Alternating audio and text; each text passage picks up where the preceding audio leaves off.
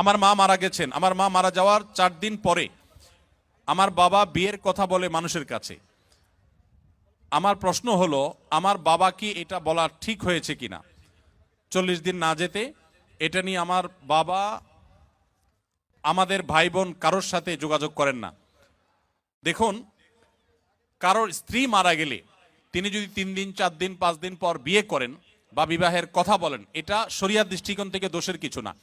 আমাদের দেশে অনেক বাবা আছেন যে স্ত্রী হারা হয়ে গেছেন, কুলাঙ্গার ছেলে মেয়েরা বাবার প্রয়োজন আছে বিয়ে করার, তারপরে বিয়ে করায় না। কেন বিয়ে করায় না?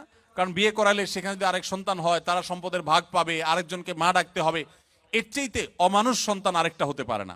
আপনি যদি বাবার সুসন্তান হয়ে থাকেন, তাহলে মনে রাখবেন, মানুষের বৃদ্ধ বয়সে কথা বলার জন্য একটা মানুষের প্রয়োজন হয়, একান্ত আলাপের জন্য একটা মানুষের প্রয়োজন হয়।